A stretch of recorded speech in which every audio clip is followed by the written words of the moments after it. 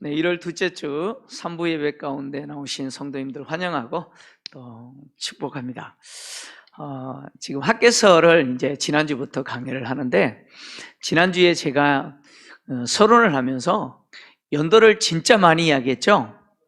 네, 연도를 진짜 많이 이야기했는데 아마 우리 성도님들 머리에 쥐가 나지 않았을까, 쥐가 날 정도로 연도를 주전 520년부터 시작해서 정말 많은 연도를 이야기를 했는데, 제가 연도를 많이 이야기한 것은 여러분들 머리 쥐나라고 연도 많이 이야기한 게 아니고, 학개서라고 하는 이 하나님의 말씀은 정확한 역사적인 배경을 가지고 있는 살아계신 하나님의 말씀이다라고 하는 사실을 말하기 위함이죠. 이 학개서는 학개라는 사람이 꾸며낸 소설도 아니고 지어낸 작품도 아닙니다. 이 말씀은 정확한 역사적인 배경을 갖고 있는 하나님의 살아계신 말씀이죠. 오늘 또 이 말씀을 통해서 하나님 주신 은혜를 누리기를 원하는데, 또 지난 주간에 우리가 서론을 통해서 이 학개서가 성전을 건축하라, 특히 학개 선지자를 통해서 하나님이 성전을 건축하라 라고 하신 이 말씀은 단지 건물로서 성전을 건축하라라고 하는 의미 정도가 아니고, 눈에 보이는 성전 건물을 통해서 장차 이루어지게 될 하나님이 영원히 우리와 함께 거하시는 바로 새하늘과 새 땅, 그 완전한 성전을 소망하도록, 소망해라 라는 말씀이라고 제가 말씀을 드렸죠. 하나님은 학개 선지자를 통해서 이 눈에 보이는 성전 건축을 통해서 이제 장차 이루어지게 될 바로 새하늘과 새 땅, 완전한 성전 공동체로서 새 예루살렘이죠. 그 완전한 성전을 보게 하십니다. 인간은 본대로 믿죠. 그렇지 않습니까? 보지 않으면 믿지 않아요. 이런 인간이 건물로서 눈에 보이는 성전을 보지 않으면 보이지 않는 완전히 이루어질 그 성전을 절대로 소망할 수가 없습니다. 기대하지 못합니다. 그래서 하나님이 학개 선지자를 통해서 눈에 보이는 건물로서 성전을 짓게 하신 것이죠. 그래서 이 내용을 통해서 우리가 들어야 될 내용은 건물 지으라는 이야기가 아니고, 바로 하나님이 장차 이루어질 그 새하늘과 새 땅으로서 그 완전한 성전을 소망하면서 참성전 되신 예수 그리스도를 통해서 이 땅에 하나님이 세우신 성전 공동체인 이 교회 공동체를 어떻게 세울지를 우리가 말씀을 통해서 들어야 된다라고 제가 말씀을 드렸습니다. 이 다리오 왕 제2년 여섯째 달 초하루에 하나님이 학개 선지자를 통해서 이제 말씀하셨는데, 이 해가 주전 520년 8월 29일이라고 제가 말씀드렸습니다. 주전 520년 8월 29일에 하나님은 학개 선지자를 통해서 총독 스룹바벨과 그리고 대제사장 여호수아에게 말씀을 주셨습니다. 총독 스룹바벨은 바벨론 포로민들을 예루살렘 그리고 유다 지역까지 이끌고 왔던, 약 5만 명 정도 되는 그들을 이끌고 왔던 지도자입니다. 이 스룹바벨이라고 하는 이 이름의 뜻은 뭐냐면 바벨론의 씨앗, 이런 뜻입니다. 바벨론의 씨앗 또는 바벨론의 씨, 이런 뜻입니다. 그러니까 이 이름은 바벨론식 이름이에요. 그러면 이 스룹바벨은 어디서 태어났다는 이야기예요? 어디서 태어났어요? 바벨론에서 태어났다, 그런 이야기입니다. 그리고 성경을 보니까 이 스룹바벨의 아버지가 스알디엘이다라고 표현하죠. 스알디엘의 아들 스룹바벨, 이렇게 표현하죠. 이 스알디엘은 누구냐? 바로 바벨론 느부갓네살 왕에 의해서 바벨론으로 끌려갔던 남유다 왕이었던 여호야긴 왕의 아들입니다. 그러니까 스알디엘은 여호야긴 왕의 아들이고, 그 스알디엘의 아들이 스룹바벨입니다. 그러면 스룹바벨은 할아버지가 누구라는 이야기예요? 여호야긴 왕이다, 그런 이야기죠. 그러니까 이 스룹바벨은 다윗의 후손이고 왕족이다, 그런 이야기예요. 왕족이에요. 그리고 이 사람이 총독이라고 표현했잖아요. 총독이라는 말은 그가 페르시아가 임명한, 특히 유대 지역을 통치하는 데 있어서 페르시아가 임명한 관리다, 그런 이야기예요. 가장 높은 관리다, 그런 의미죠. 그리고 여기 또 누가 등장하느냐면 대제사장 여호수아가 등장합니다. 여호수아가 등장하는데 이 대제사장 여호수아는요, 바벨론 왕 느부갓네살에 의해서 바벨론으로 끌려갔던 제사장 중에 여호사닥이라고 하는 제사장이 있습니다. 그 제사장 여호사닥의 아들입니다.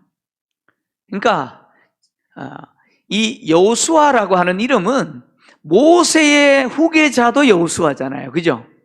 그러니까 같은 사람이 아니고 동명이인입니다. 근데 이 여호수아가 제사장인 이유는 아버지가 제사장인 거예요. 그러니까 제사장은 눈 떠보니까 아버지가 제사장이에요. 응애하고 눈 떠서 태어나 보니까 아버지가 제사장이에요. 그러면 자기는 누구예요? 자기도 제사장인 거예요. 그러니까 여호수아는 그런 케이스죠. 아버지가 바벨론으로 끌려갔던 여호사닥 제사장입니다. 그리고 이 여호사닥 제사장의 아버지가 누구냐? 스라야입니다. 스라야라는 제사장이다. 사독 계열의 제사장이에요. 근데 이 스라야의 아들이 여호사닥이고 여호사닥의 아들이 여호수아예요. 근데 특징적인 것은 뭐냐면 스라야의 아들이 또 누구냐면 학사 겸 제사장인 에스라가 그의 아들입니다. 그러니까 에스라의 아버지가 스라야 제사장입니다. 그러니까 스라야 제사장의 아들은 여호사닥도 있고 에스라도 있어요. 그리고 여호사닥의 아들이 여호수아예요. 그러면 이제 족보를 한번 그려보십시오. 그려보시면 여호수아는 제사장 그리고 학사 겸 제사장이 했던 에스라와 어떤 관계입니까? 삼촌이에요. 에스라가 삼촌이에요. 여호수아에게 있어서 삼촌이에요. 에스라 제사장에게 조카가 누구냐? 이 대제사장 여호수아가 조카라는 것이죠. 이런 관계예요. 이런 관계예요. 자, 하나님이 이 성전 재건과 관련해서 총독 스룹바벨과 대제사장 여호수아에게 이렇게 말씀하신 것은 이 두 사람이, 한 사람은 정치적이고 한 사람은 종교적으로 포로에서 돌아온 그 유다 민족의 백성들의 리더였기 때문이죠. 그리고 이 두 사람이 성전을 재건하는 데 있어서 책임자이기 때문에 그렇습니다. 그래서 이 두 사람에게 학개 선지자를 통해서 말씀하신 거예요. 총독 스룹바벨과 대제사장 여호수아는 학개 선지자가 그들에게 선포하는 하나님의 말씀을 가볍게 듣지 않았어요. 가볍게 듣지 않았어요. 그들은 학개 선지자가 자신들에게 전하는 하나님의 말씀을 하나님의 말씀으로 받아들였어요. 학개서 1장 12절인데 나중에 또 다룹니다. 1장 12절을 좀 같이 읽겠습니다. 1장 12절 같이 읽습니다. 시작. 스알디엘의 아들 스룹바벨과 여호사닥의 아들 대제사장 여호수아와 남은 모든 백성이 그들의 하나님 여호와의 목소리와 선지자 학개의 말을 들었으니 이는 그들의 하나님 여호와께서 그를 보내셨음이라. 백성이 다 여호와를 경외하며. 스알디엘의 아들 스룹바벨, 대제사장 여호사닥의 아들 여호수아는, 그리고 그 남은 백성, 유다로 돌아온 백성들이죠. 그들은 학개 선지자가 말씀을 선포할 때 그 말씀을 사람의 말로 듣지 않고 하나님이 그를 자신들에게 보낸 사자로 받아들이고 하나님의 말씀으로 들었다는 거예요. 왜? 그들은 누구를 경외하는 사람입니까? 여호와를 경외하는 사람들이었기 때문이라는 거죠. 여러분, 하나님을 경외하는 자는 하나님이 보낸 사람들이 외치는 그 메시지를 사람의 말로 듣지 않고 자신들에게 주시는 하나님의 말씀으로 받아들이죠. 그래서 그 말씀에 어떻게 해요? 순종하죠. 그 말씀에 순종할 때 하나님은 하나님의 말씀으로 받아들이고 순종하는 그들을 통해서 하나님의 일을 행하시고 하나님의 역사를 하시고 그리고 또 그들에게 하나님이 행하시는 그 일들을 보게 하실 뿐만 아니라 복을 누리게 하시죠. 하나님 복을 주셔요. 특히 이 하나님의 성전을 재건하는 데 있어서 가장 앞장서서 순종하면서 가장 앞장서서 책임을 지고 하나님의 말씀에 순종했던 이 총독 스룹바벨에게는 하나님이 어떤 복을 주시느냐? 메시아적 영광을 누리는 복을 주세요. 그에게 메시아적 영광을 누리는 복을 주세요. 그래서 학개서를 마무리하면서 2장 23절을 보면 여호수아 대제사장 스룹바벨에게 하나님이 메시아적 영광을 주신다라고 하는 내용으로 마무리를 해요. 2장 23절 한번 같이 읽겠습니다. 같이 읽습니다. 시작. 만군의 여호와가 말하노라. 스알디엘의 아들 내 종 스룹바벨아, 여호와가 말하노라. 그날에 내가 너를 세우고 너를 인장으로 삼으리니 이는 내가 너를 택하였음이니라. 만군의 여호와의 말이니라 하시니라. 아멘.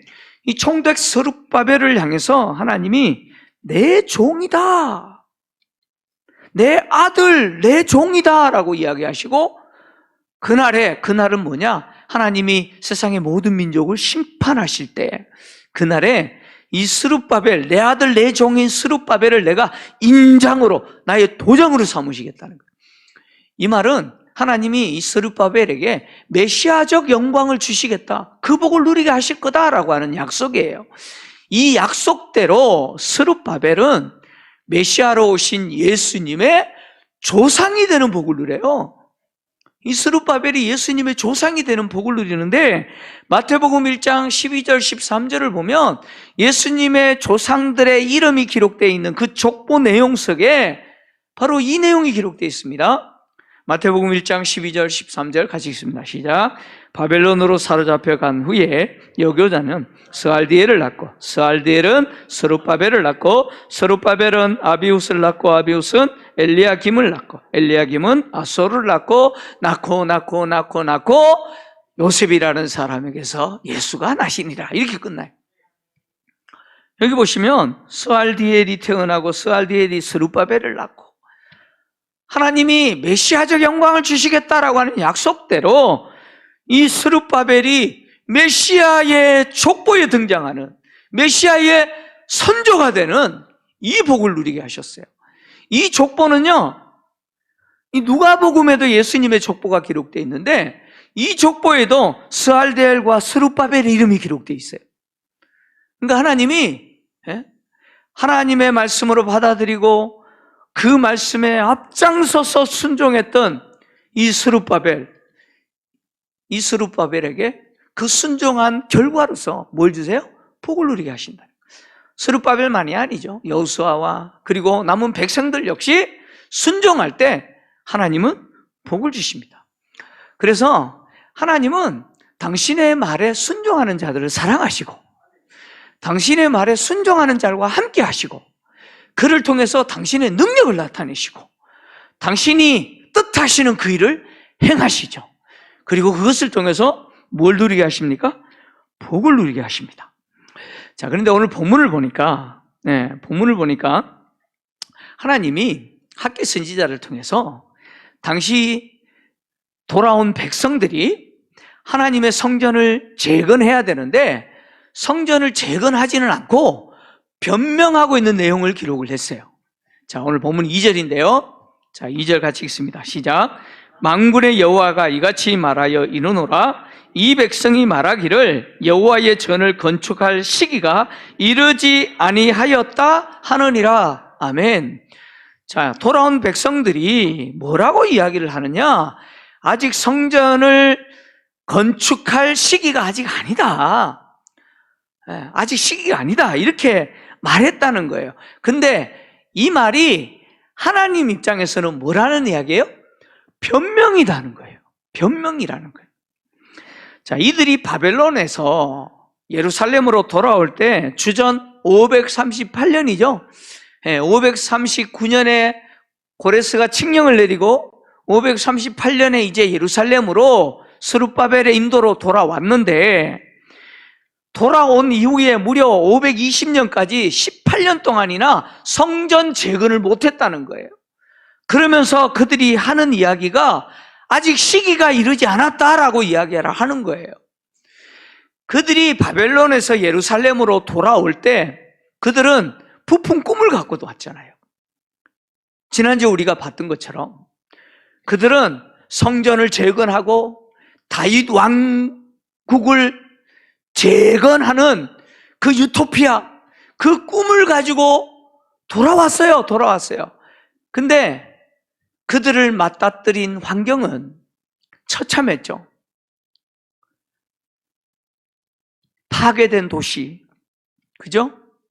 파괴된 도시, 그리고 오랜 가난, 그리고 사마리아인들을 중심으로 한 적대감, 주변민들의 적대감이 그들을 기다리고 있었다 그랬잖아요. 이들은 성전을 재건해야 되는데 무려 이 18년 동안 성전 재건을 하지 못했습니다. 그래서 하나님이 지금 이 백성들을 향해서 내 백성이라고 말하지 않고 뭐라고 표현하셨어요? 이 백성이라고 표현했어요. 자, 여러분 뉘앙스를 잘 느끼셔야 돼요. 하나님이 포로에서 예루살렘으로 돌아온 이 사람들을 내 백성이다 이렇게 말해야 되는데, 내 백성이라고 말하지 않고 그냥 이 백성이라고 말해요. 여러분 거리감이 느껴지십니까? 내 아내라고 해야 되는데 이 아내가 그렇게 하면은 그죠? 네. 지금 하나님이 이 백성들을 향해서 내 백성이라고 하지 않고 이 백성이라고 이야기합니다. 지금 하나님이 굉장히 불편하신 것을 이렇게 표현하시는 거예요. 하나님의 마음이 너무 불편하세요. 그래서 이렇게 표현하시는 거예요. 이들이 왜 이렇게 하나님의 마음을 불편하게 하느냐? 성전을 건축할, 하나님의 전을 건축할 시기가 아직 안 됐다는 거예요. 근데 하나님 보실 때 이것은 변명이라는 거예요. 하나님 보실 때 변명이지만 실제 이들이 이렇게 말하는 것은 상당히 일리가 있습니다. 일리가 있어요. 왜냐하면 지금 환경이 그렇기 때문에 그래요. 두 가지 이유 때문인데, 첫 번째는 대적들의 방해 때문입니다. 대적들이 방해를 해요. 성전을 짓지 못하도록 방해를 해요. 이들이 예루살렘으로 주전 538년에 돌아왔잖아요. 돌아왔는데 보니까 도시가 다 폐허가 되어 있어요. 예루살렘뿐만 아니라 자기 고향 성읍에 갔는데 다 폐허예요. 그래서 그 폐허가 된 도시를 어떻게 해야 돼요? 다시 정비해야죠. 어떻게 하겠어요? 살아야 되니까. 그리고 자기 집을 어떻게 해야 돼요? 어떻게 해야 돼요? 지어야죠. 어떻게 하겠어요? 지어야지. 폐허가 된 도시와 집들을 다시 지어야 돼요. 다시 재건하고. 그리고 2년이 지났어요. 2년이 지나고 둘째 달에 그들이 이제 뭘 하기를 결정하느냐? 자, 이제 우리 성전 공사하자. 그래서 성전 공사를 시작합니다. 그 내용이 에스라 3장 8절인데요. 자, 가지고 있겠습니다. 시작. 예루살렘에 있는 하나님의 성전에 이른 지 2년 둘째 달에 스알디엘의 아들 스룹바벨과 요사닥의 아들 예수아와 다른 형제 제사장들과 레위 사람들과 무로 사로잡혔다가 예루살렘에 돌아온 자들이 공사를 시작하고 20세 이상의 레위 사람들을 세워 여호와의 성전 공사를 감독하게 하매. 자, 2년 동안 폐허가 된 도시와 자기 집들을 다시 정비하고 이제 2년 둘째 달에 성전 공사를 하자 해서 이제 시작한 거예요. 그래서 성전 공사를 시작하면서 이제 기초 공사 막 시작했는데 어떤 일이 일어났느냐? 대적들이 그 소식을 듣고 딱 막아버려요. 에스라 4장입니다. 4장 1절 그리고 4절 5절인데요.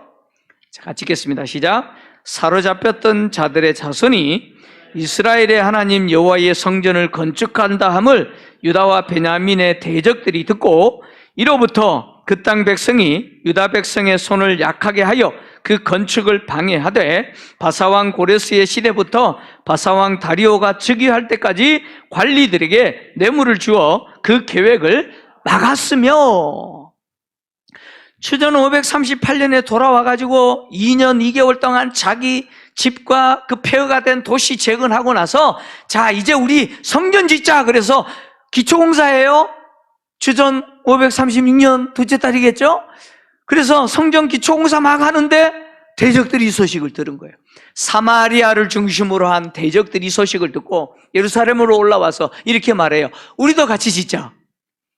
그랬더니 스룹바벨과 이 대제사장 여호수아와 그 백성의 지도자들이 아니다. 너희들은 부정한 자들이다. 왜요? 혼혈민족이거든요. 다 섞여버렸거든요. 그러니까 너희들은 이 성전 공사에 참여하지 못한다. 우리끼리 짓겠다. 그랬어요. 그랬더니 이 사람들이 그때부터 성전 공사를 방해하기 시작합니다. 방해하고 막기 시작하는데 바사왕 고레스 때부터 시작해서 바사왕 페르시아 왕이에요. 다리오가 즉위할 때까지 관리들에게 뇌물까지 줘가면서 아예 정치적으로 공사를 못하도록 딱 막아버렸어요. 성전을 건축할 시기가 이르지 않았다라고 하는 이 백성들의 말이 일리가 있어요, 없어요? 있어요, 없어요? 아니 정치적으로 딱 막혀 있다니까요. 네? 아예 법적으로 못 짓도록 그냥 딱 막아놨어요. 일리가 있죠? 좀 반응 좀 해보세요. 일리가 있죠? 네. 이 사람들의 입장에서는 일리가 있어요. 지금 짓고 싶어도 정치적으로 딱 막혀 있어서 못 져요. 그 다음에 두 번째 이유는 뭐냐? 오랜 가난입니다. 이렇게 대적들에 의해서 정치적인 요인에 의해서 성전을 공사할 수 없도록 딱 막혀버린 상황에서 그때부터 시작해서 16년이 지나는 지금 주전 520년 이때까지 이들은 오랜 기간 동안 가난을 겪습니다.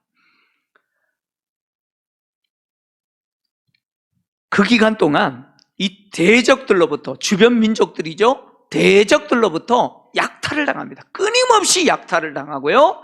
그리고 자연재해와 그리고 계속된 흉작으로 고통당합니다. 자연재해로 인해서 그냥 열심히 땀 흘리고 씨 뿌리면 그냥 다 사라져버려요. 쌀 10가마 거둘 줄 알았는데 겨우 한 가마도 못 거두는 이런 일들이 계속해서 일어납니다. 계속해서 일어나요. 그래서 무려 16년이라는 긴 시간 동안 그들은 경제적으로 핍절을 누립니다. 그래서 바벨론에서 가져왔던 돈도 어떻게 해요? 이제 바닥이 보여요.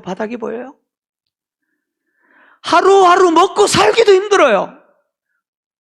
그런 상황에서 여러분 성전을 재건한다? 엄청난 비용이 들어가는데 하루하루 먹고 살기도 힘든데 성전 재건? 사치죠. 그거는 사치죠. 그러니까 이런 정치적인 요인들과 그리고 경제적인 요인들을 딱 보니까 이 성전 건축할 시기가 아직 아니야. 아니야. 이렇게 말하는 게 일리가 있어요, 없어요? 있죠? 말이 되잖아요. 그래서 그들은 지금까지 성경 공사 시작, 기초공사 하려다 말고 지금까지 아무것도 하지 못했어요. 마치 성전 건축을 할 때가 안 된 것처럼 보여요. 그러나 이 정치적인 대적들의 방해, 오랜 기간 동안 경제적인 가난, 이런 것들은 결코 성전을 건축할 시기와 아무 상관이 없다는 거예요. 이제 학교 선지자는 그 이야기를 할 거예요. 정치적인 요인들, 경제적인 요인들, 이것은 하나님의 성전을 건축하는 시기와 아무 상관이 없다.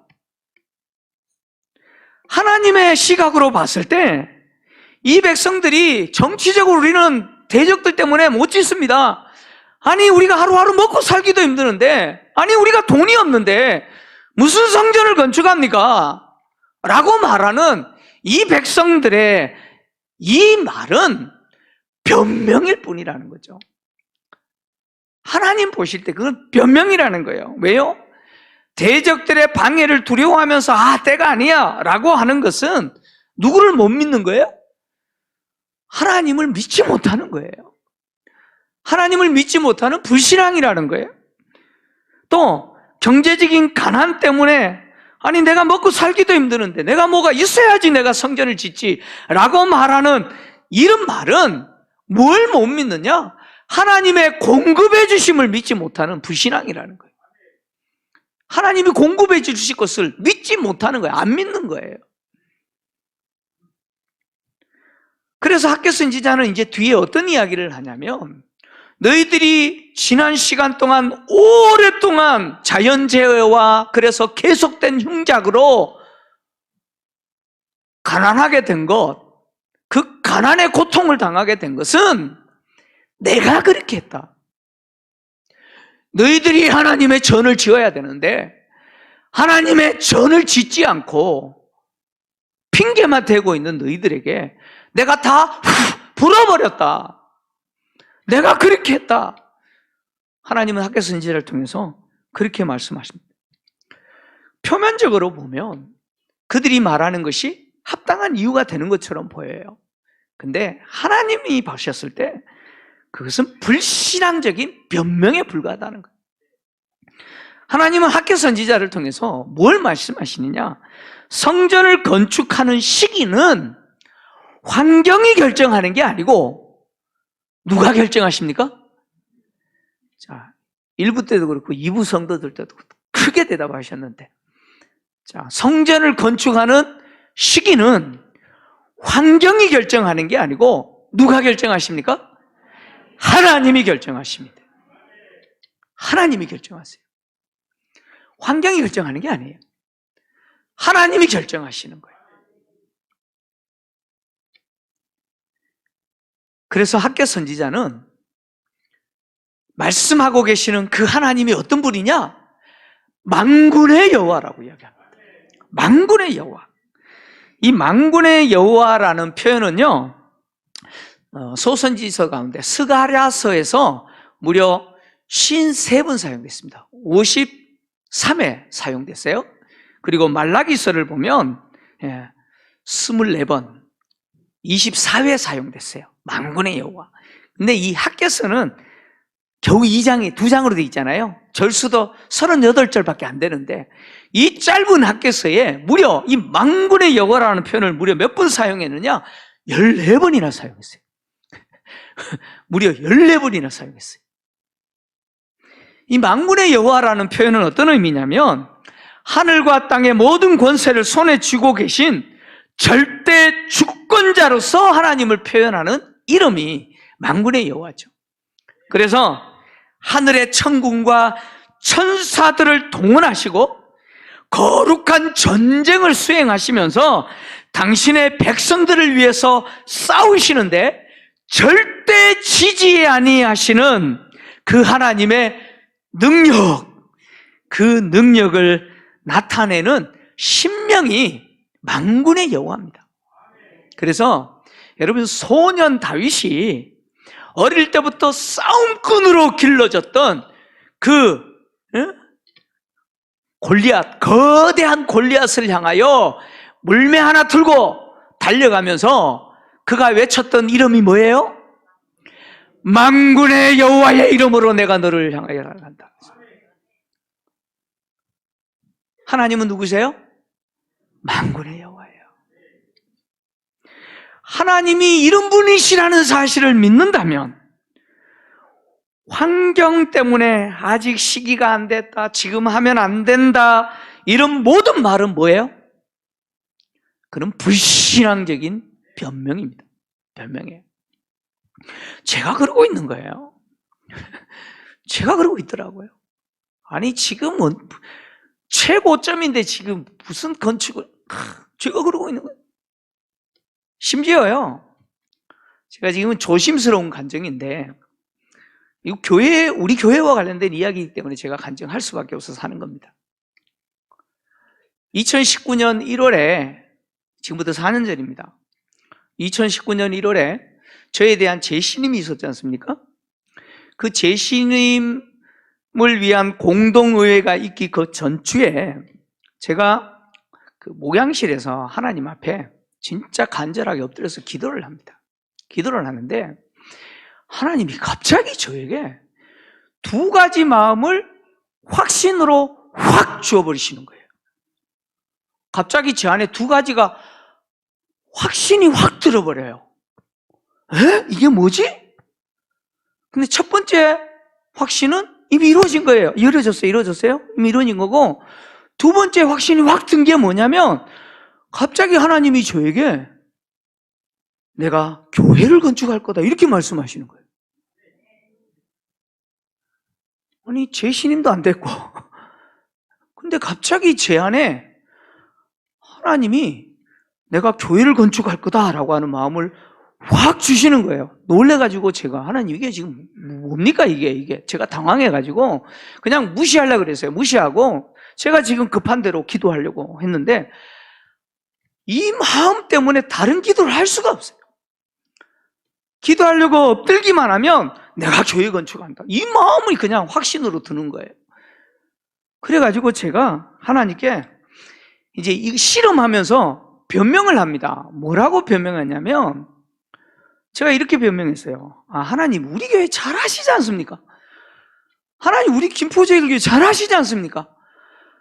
이제 겨우 비전센터 짓기로 결정하고 여기까지 왔는데, 겨우 비전센터 짓기로 결정하고 여기까지 왔는데 하나님 성도들 중에는 아니 비전센터 그거 왜 짓냐라고 생각하는 분들도 있는데 지금 무슨 교회 짓겠다고 저한테 이런 확신을 주십니까?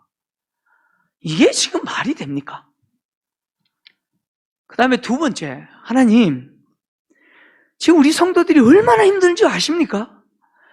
지금 가계부채가 없는 성도들이 없고, 그 빚 갚는데 성도들이 얼마나 힘들게 살아가는데 지금 하나님 그런 상황 모르시고 지금 저한테 지금 이런 말도 안 되는 확신을 저한테 이상하게 음성으로 주십니까?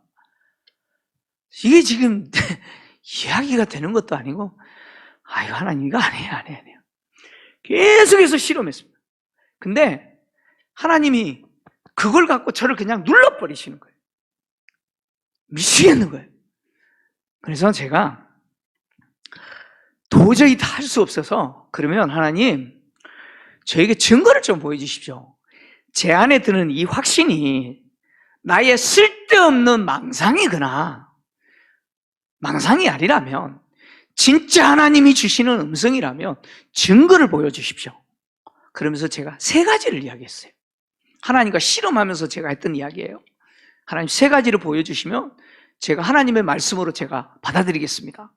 마치 기드온이 메뚜기 떼처럼 밀려오는 미디안 병사들을 보면서 어떻게 우리가 이겨요? 하나님 증거 좀 보여주십시오. 그래서 솜털 뭉치 갖고 시험하듯이 제가 하나님을 시험한 거예요. 믿음 없어가지고 하나님 증거를 보여주십시오. 세 가지 보여주십시오. 첫째, 장로님들 중에서 아니 무슨 비전센터만 지어 교회 건축해야 돼, 교회 건축해야 돼, 이런 분이 있게 해주십시오. 그때 장로님들 가운데 한 분도 그렇게 말씀하시는 분이 없었어요. 그러면 장로님들 중에 누구라도 당회 안에서 교회 건축해야지 라고 하는 말하는 분이 있게 해주십시오. 그리고 그걸로만은 안 되니까, 그리고 하나님 그게 공론화되면 공동의회 하겠습니다. 공론화되면 공동의회 하게 하십시오. 공동의회 하게 하십시오. 그리고 세 번째, 공동의회 하게 되면 성도들이 교회 짓는 걸로 결정해 주십시오. 그러면 제가 이 확신, 이거 나의 헛된 망상이 아니고 하나님이 나에게 주시는 음성으로 제가 인정하겠습니다. 제가 그랬어요. 그렇게 싸웠어요, 하나님과.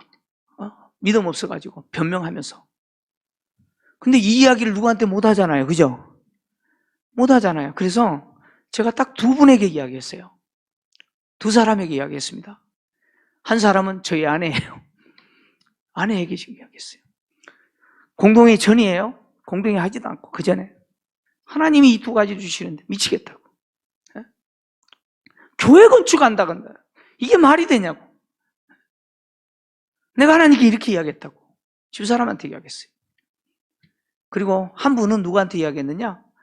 그날 공동회에 진행하려고 오신 임시 당회장 목사님에게 그 이야기를 했어요.